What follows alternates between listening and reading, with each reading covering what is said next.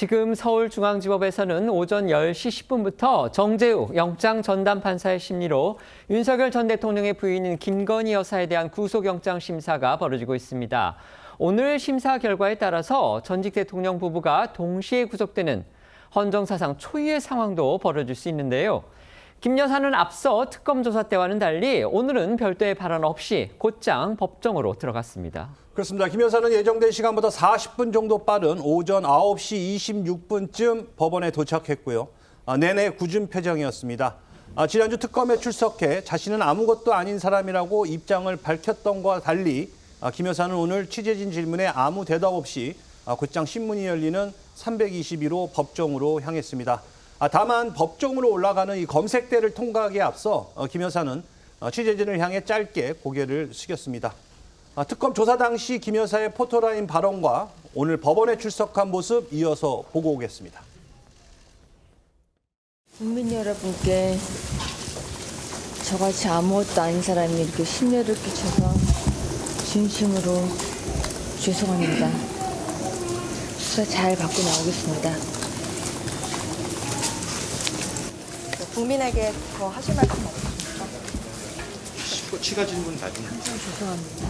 명품 먹거리와 명품백인데 말씀하셨던 아무것도 아닌 사람 의미가 뭐였습니까? 명품 선물 관련 사실대로 진술한 거 맞나요? 김건희 엑셀 파일 본 적 있으십니까? 명품 시계는 왜 사달라고 했습니까? 오늘 신문은 당초 서울중앙지법의 319호 법정이 아니고요. 321호 법정에서 열렸습니다. 이 321호 법정은요. 지난달 9일이었죠. 윤석열 전 대통령이 재구속될 때 영장 심사를 받았던 바로 그곳입니다.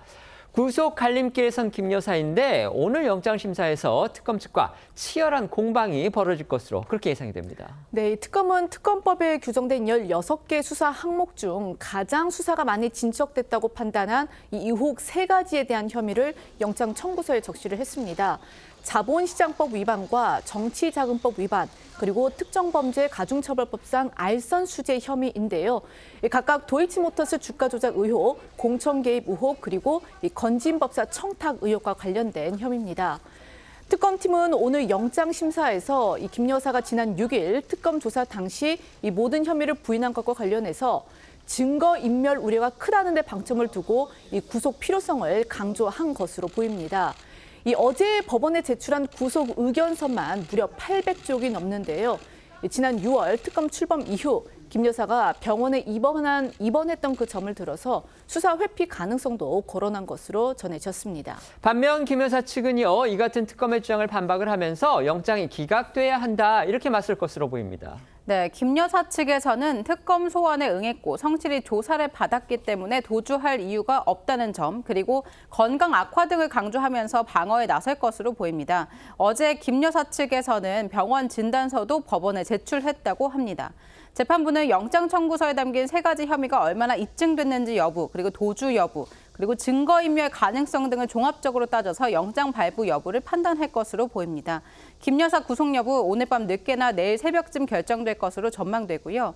영장이 발부되면 김 여사는 입소 절차를 거친 뒤에 서울 남부구치소에 수감이 됩니다. 하지만 기각이 되면 곧바로 집으로 돌아가게 됩니다. 김 여사가 구속될 경우에는 양평 고속도로 노선 변경 특혜 의혹 등 다른 수사도 탄력을 받겠지만 만약에 기각이 되면 수사에 차질이 불가피한 상황입니다. 윤석열 전 대통령 부인인 김건희 여사가 지금 서울중앙지법에서 구속영장 실질 심사를 받고 있습니다. 구속 갈림길에 섰는데요.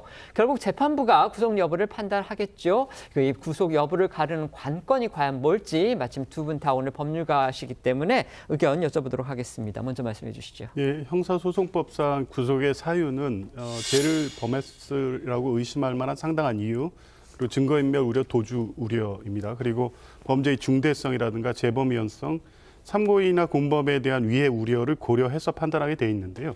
증거인멸 우려는 이미 상당히 소명이 돼 있는 것으로 보입니다. 김건희 여사가 탄핵심판 결정을 앞두고 그 직전에 사용하던 노트북을 포맷한다거나 휴대전화를 교체한다거나 문고리 3인방이라는 행정관들이 그즘 또 휴대전화를 교체하는 등의 행위가 이게 전형적인 증거인멸의 사례고요. 실제 관련자들도 김건희 여사가 말하는 취지로 진술도 맞춰져 있는 듯하고요. 그것을 반박할 수 있는 내용들이 특검을 확보했을 것으로 보여져서 증거인멸 이유는 분명해 보입니다. 그렇다면 김건희 여사 측은 범죄 혐의의 어떤 소명 여부 이 부분을 적극적으로 다툴 것으로 보입니다. 실제 지금 알선수재라든가 정치자금법 위반 그리고 자본시장법 위반의 혐의 사실들이 특검은 혐의 사실 상당히 소명했다고 뭐 볼 수 있지만 김건희 여사 측은 다툼의 여지가 있는 여러 가지 다른 사실관계들이 있다는 내용을 적극적으로 소명함으로써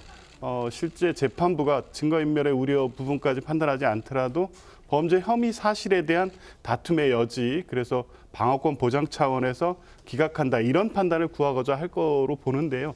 그런데 세 가지 요건 다 이미 특검이 상당히 소명을 했다고 보여져서 구속일을 면하기는 쉽지 않아 보입니다. 네, 이제 저희 같은 일반인이 보기에는요, 이제 그런 어떤 상식이 있지 않습니까? 부부를 동시에 구속하지는 않는다. 가령 조국 대표 전 대표 사건만 봤을 때도 부인이 먼저 구속됐고, 그다음에 남편인 조국 전 대표는 형이 확정된 다음에야 이제 수감이 됐잖아요. 자, 이번 사건의 경우에는 그런 부분은 그런 어떤 관례는 적용될 여지가 없는지 그 부분까지 포함해서 논평해 주시죠. 일반적인 사건에서는 말씀하신 것처럼 부부 동시 구속을 좀 피하고자 하는 상례가 있는 것은 맞습니다. 그런데 사안이 워낙에 중하거나 또는 부부라고 할지라도 뭐 미성년 자녀가 있는 경우가 아니어서 그 자녀의 복리를 고려해야 되는 경우 아닐 때 이런 때에는 법원이 또 예외 없이 구속영장을 발부하는 경우도 있습니다. 그래서 이번 김건희 여사에 대한 구속영장 실질심사의 경우에는 법원이 부부 동시 구속을 피해야 한다 이 부분을 아주 중하게 고려하진 않을 것 같습니다. 그리고 관건이 되는 부분은 역시나 특가법상 알선수재 혐의가 어느 정도의 상당한 수준으로 지금 소명이 되고 있는가 여기에 달려 있다고 볼 수 있습니다. 왜냐하면은